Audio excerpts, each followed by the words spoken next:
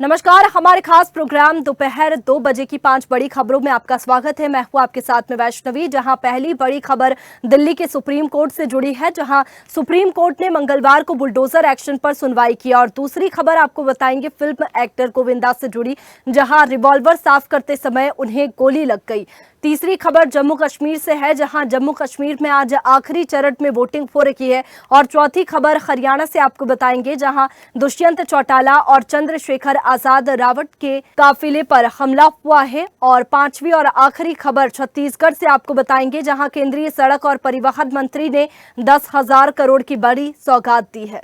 और चलिए पहली खबर का रुख करेंगे, जहां सुप्रीम कोर्ट ने मंगलवार को बुलडोजर एक्शन पर सुनवाई की है। सुप्रीम कोर्ट ने कहा कि सार्वजनिक सुरक्षा सबसे पहले है और सड़क, जल निकायों या रेल पटरियों पर अतिक्रमण करने वाले किसी भी धार्मिक ढांचे को हटाया जाना चाहिए। जस्टिस BR गवई और जस्टिस विश्वनाथन की बेंच ने कहा कि कोई भी शख्स आरोपी या दोषी है तो उसे ये डेमोलिश का आधार नहीं हो सकता है। सर्वोच्च अदालत ने कहा कि लोगों की सुरक्षा सर्वोपरि है। ऐसे में सार्वजनिक जगहों पर अवैध निर्माण पर बुलडोजर एक्शन नहीं रुकेगा। सड़क के बीच धार्मिक निर्माण गलत है। अवैध मंदिर, दरगाह को हटाना होगा। देश भर के लिए गाइडलाइन जारी की जाएगी। कोर्ट ने बुलडोजर एक्शन पर फैसला सुरक्षित रख लिया है। फैसला सुनाए जाने तक बुलडोजर एक्शन पर रोक जारी ही रहेगी। तो लगातार बुलडोजर एक्शन पर रोक बरकरार है। मंदिर या मस्जिद सड़क निर्माण में नहीं बन सकता अतिक्रमण। कोर्ट ने बुलडोजर एक्शन पर फैसला सुरक्षित रखा है। बता दें कि शख्स या आरोपी अगर कोई दोषी है तो उसके यहाँ पर बुलडोजर नहीं चल सकता, लेकिन मंदिर, मस्जिद या फिर अवैध निर्माण जहां पर भी किया गया है वहां पर बुलडोजर एक्शन जरूर होगा। सुप्रीम कोर्ट से बुलडोजर एक्शन पर रोक लगातार बरकरार है। मंदिर या मस्जिद सड़क निर्माण में नहीं बन सकते बाधा। कोर्ट ने बुलडोजर एक्शन पर फैसला सुरक्षित रखा है। सुप्रीम कोर्ट से बुलडोजर एक्शन पर रोक बरकरार है। बता दें कि दोषियों पर जो कार्रवाई पहले होती थी, बुलडोजर एक्शन देखने को मिलता था, आरोपियों पर बुलडोजर एक्शन देखने को मिलता था, ये रोक बरकरार रहेगी। इसके साथ ही मंदिर, मस्जिद अगर अवैध निर्माण कहीं पर भी है तो बुलडोजर एक्शन जरूर होगा। सुप्रीम कोर्ट से बुलडोजर एक्शन पर रोक बरकरार है। मंदिर या मस्जिद सड़क निर्माण में बाधा नहीं बन सकते। कोर्ट ने बुलडोजर एक्शन पर फैसला सुरक्षित रखा है। शख्स आरोपी या दोषी है, ये डेमोलिशन का सर्वोच्च है।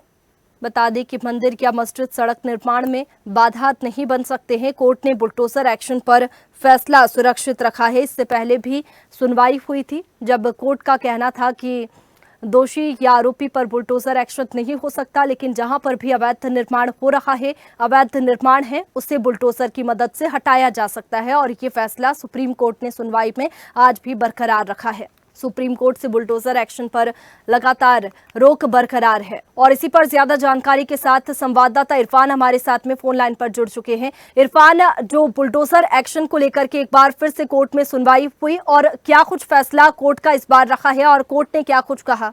हाँ, वैसे भी बुलडोजर एक्शन को लेकर सुप्रीम कोर्ट ने आज मंगलवार को जिस तरह सुनवाई करते हुए बुलडोजर एक्शन पर सुप्रीम कोर्ट ने टिप्पणी दी है। सुप्रीम कोर्ट ने कहा है जल बोर्ड और वाटर लाइन या धार्मिक स्थल या स्कूल कॉलेजों के बाहर जो है धार्मिक जो ढांचे हैं वो नहीं होने चाहिए। इसको लेकर सुप्रीम कोर्ट ने काफी टिप्पणी करते हुए फिलहाल मैं आपको बता दूं जो फैसला है वो सुरक्षित रख लिया है। लेकिन सुप्रीम कोर्ट ने ये टिप्पणी जरूर दी है कि जिस तरह के ढांचे जो धार्मिक स्थलों के देखने को मिलते हैं, चाहे वो रेलवे ट्रैक हो यानी रेल की पटरी हो या स्कूल कॉलेजों के बाहर हो या जल बोर्ड की वाटर लाइन हो, उनके ऊपर जो है वो हटाने चाहिए, वहाँ नहीं होने चाहिए।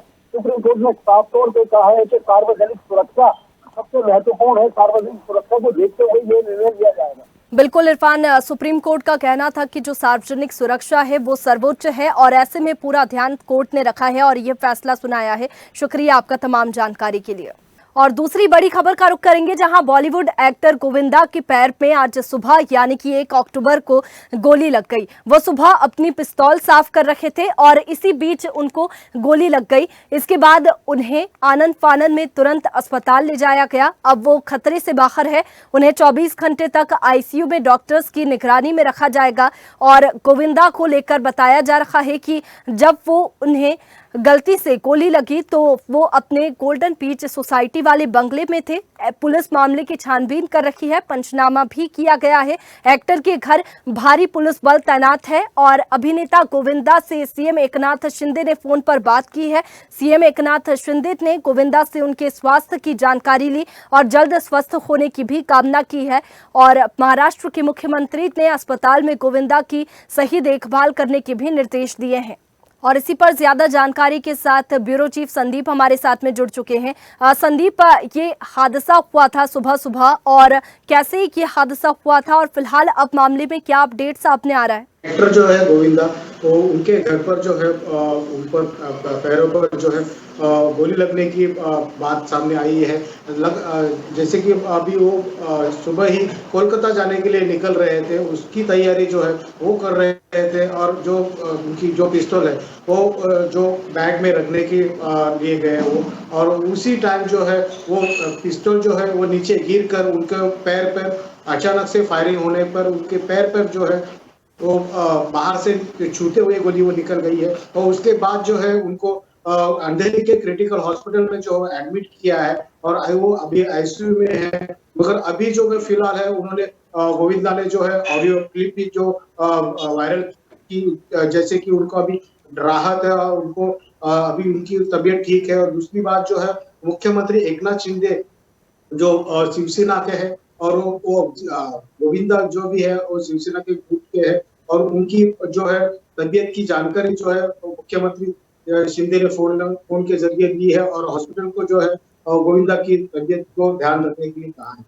बिल्कुल, जिस तरीके से गोविंदा भी हॉस्पिटल में एडमिट है और घर के बाहर भी पुलिस बल तैनात किया गया है, ऐसे में सुरक्षा की दृष्टि से क्या इंतजाम किए गए हैं और फिलहाल स्थिति की अगर बात करें तो कैसी तबीयत अब गोविंदा की है? जी बिल्कुल, उनके घर पे और हॉस्पिटल पे के बाहर जो है पुलिस की तादाद ज्यादा, जानकारी के लिए बता दूं कि भारी सुरक्षा व्यवस्था की गई है और पुलिस भी है उसकी छानबीन कर रही है। और दूसरी बात जो है अभी गोविंदा ने खुद अपने ऑडियो क्लिप जो है वो वायरल करके हुए कहा कि मेरी तबीयत अभी बिल्कुल अच्छी है, तंदुरुस्त है।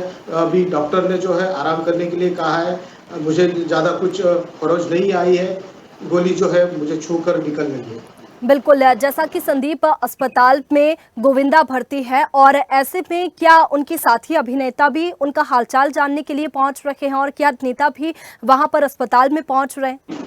जी बिल्कुल, जो उनके सहयोगी जो नेता है और साथ ही साथ उनके साथ जो काम किए फिल्म इंडस्ट्रीज के जो एक्टर्स हैं वो भी उनकी तबीयत की जो है हालचाल पूछने के लिए हॉस्पिटल में आते जाते रहे हैं। और दूसरी बात जो है मुख्यमंत्री खुद भी उनसे अभी तबीयत उनकी अच्छी होने के बाद ही खुद मिलकर उनकी जानकारी लेंगे।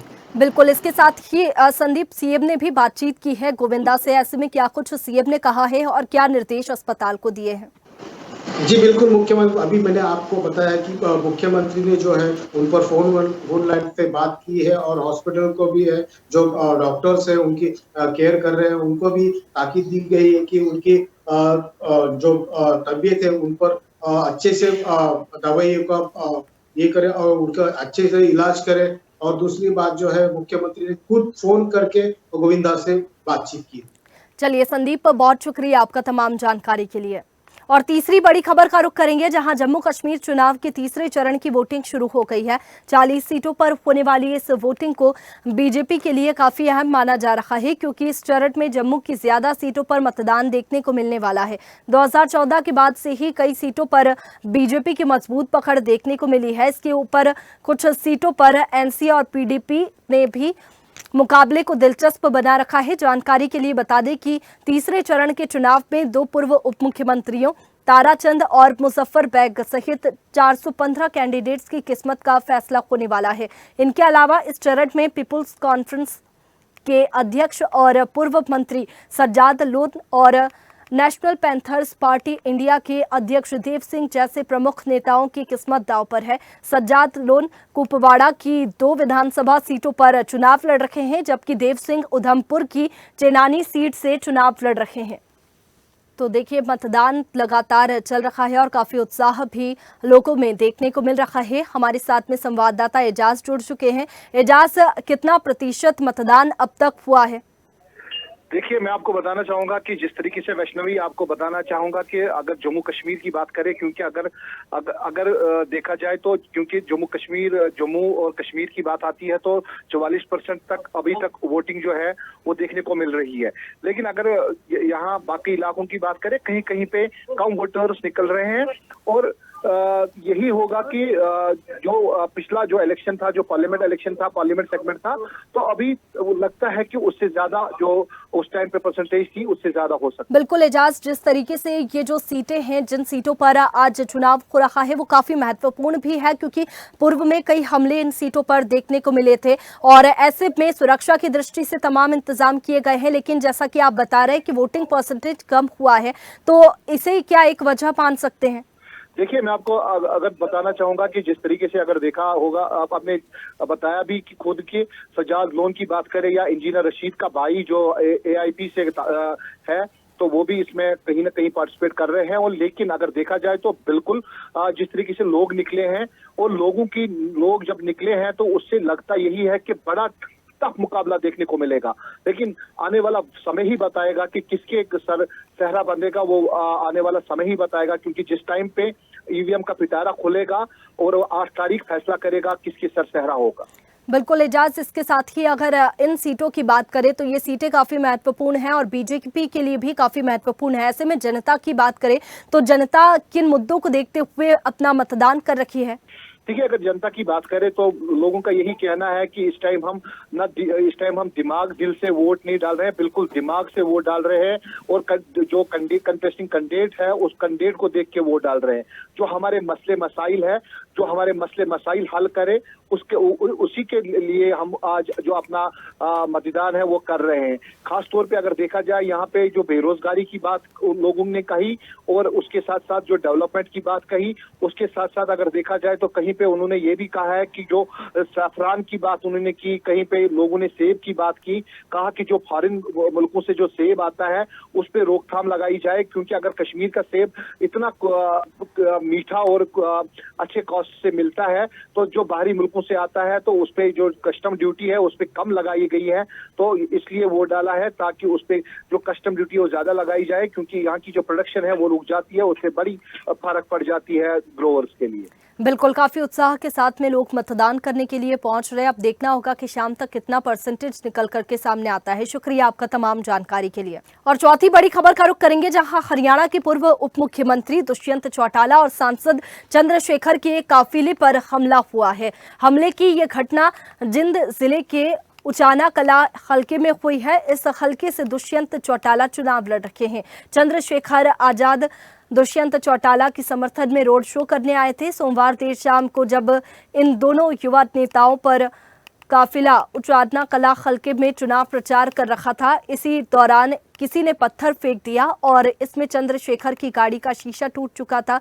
विधानसभा चुनाव के लिए जेजेपी और आजाद समाज पार्टी ने गठबंधन किया है। हरियाणा में विधानसभा की 90 सीटें हैं, इनमें से जेजेपी 70 सीटों पर और आजाद समाज पार्टी 20 सीटों पर चुनाव लड़ रही है। दुष्यंत चौटाला के चाचा अभय चौटाला ने हरियाणा विधानसभा चुनाव के लिए बीएसपी के साथ गठबंधन किया है। हरियाणा में 5 अक्टूबर को वोट डाले जाएंगे और 8 अक्टूबर को मतों की गिनती होगी। तो लगातार नेता हरियाणा पहुंच रहे हैं और चुनावी प्रचार में जुटे हुए हैं। बता दें कि स्टार प्रचारक भी पार्टियों से अपनी अपनी पार्टियों के स्टार प्रचारक हरियाणा पहुंच रहे हैं और वहां पर जनसभा को संबोधित कर रहे हैं। इसके साथ ही रैली भी आयोजित है और रैली में भी शामिल हो रहे हैं और ऐसे में ये तस्वीरें सामने आई है।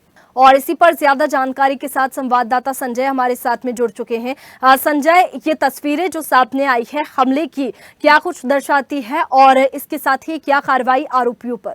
वैष्णवी, देर रात कल जब दुष्यंत चौटाला और चंद्रशेखर आजाद चुनाव जो जनसभा के लिए निकले हुए थे, प्रचार के लिए निकले हुए थे, तो किसी शरारती व्यक्ति ने तत्वों ने वहां उनकी चंद्रशेखर आजाद की गाड़ी पर पत्थर दे मारा और उनकी गाड़ी का शीशा टूट गया। इस दौरान दुष्यंत चौटाला ने वहां पुलिस को मौके पर बुलाया और उनको हिदायत दी कि इस मामले में 1 घंटे के अंदर अंदर जिन्होंने पत्थरबाजी की उनको गिरफ्तार किया जाए। हालांकि पुलिस अधिकारी कहते नजर आते कि एफआईआर दर्ज कर लेंगे, लेकिन दुष्यंत चौटाला ने कहा एफआईआर दर्ज नहीं चाहिए, मुझे कार्रवाई चाहिए। और इस दौरान चंद्रशेखर आजाद भी वहां पुलिस वालों कह रहे थे कि मैं वकील हूं, मुझे कानून का पता है और इस तरीके से आप कैसे कर सकते हैं। और दुष्यंत चौटाला का कहना था कि ये तो सरेआम जो चुनाव की जो है धज्जियां उड़ाई जा रही हैं। कानून व्यवस्था की।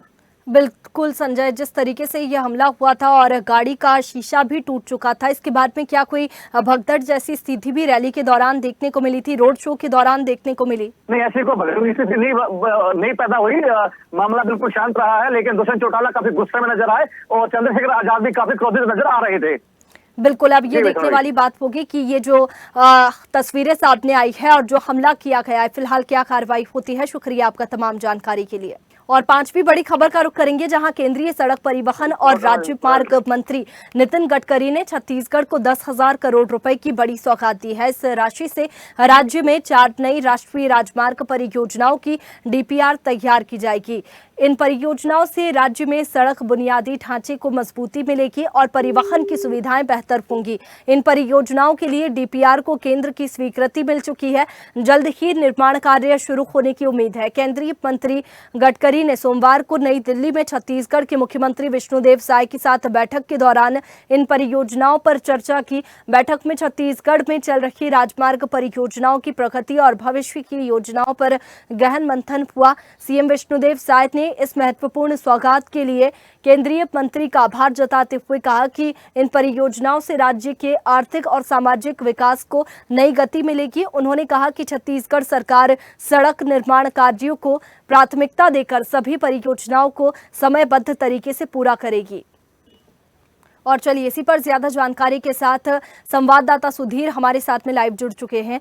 सुधीर, कौन सी बड़ी सौगात छत्तीसगढ़ को मिली है और क्या अपडेट सामने आ रहा है? इससे क्या फायदा लोगों को होगा जो सड़क मार्ग को लेकर के फैसला लिया गया है? जी बिल्कुल वैष्णवी, जिस प्रकार से सड़कों को बेहतर करने का जो लक्ष्य रखा गया था, जिसके चलते कल दिल्ली में कहीं ना कहीं महत्वपूर्ण बैठक रखी गई थी, जिसमें प्रदेश के मुख्यमंत्री विष्णुदेव साय और डिप्टी सीएम अरुण साव इस बैठक में शामिल होंगे। बता दें कि बैठक में सड़क परिवहन और राजमार्ग मंत्री नितिन गडकरी ने यह बैठक ली थी और लगभग 10,000 करोड़ की एक बड़ी राशि कहीं ना कहीं सौगात के रूप में प्रदेश को दी है, जिसमें कई ऐसे विकास कार्य है जिसके माध्यम से सड़कों की जो व्यवस्था है और साथ ही साथ बेहतर टूरिज्म छत्तीसगढ़ में आए, इसको लेकर भी रणनीति बनाई गई। बता देना चाहूँ कि दिल्ली में एक बैठक चली है, जिसमें बताना चाहूँ कि केशकाल जो काफी महत्वपूर्ण एरिया बताया गया, साथ ही साथ बस्तर को जोड़ने, राजधानी रायपुर से बस्तर को जोड़ने का कहीं ना कहीं कार्य इस राजमार्ग के माध्यम से किया जाएगा। और साथ ही साथ 15 से 20 किलोमीटर का जो डायरेक्ट जो बाईपास बनाया जाएगा, जिसके माध्यम से कहीं ना कहीं बस्तर को राजधानी रायपुर से जोड़ा जाएगा, जिसके माध्यम से जो वहाँ के लोग हैं कहीं ना कहीं राजधानी रायपुर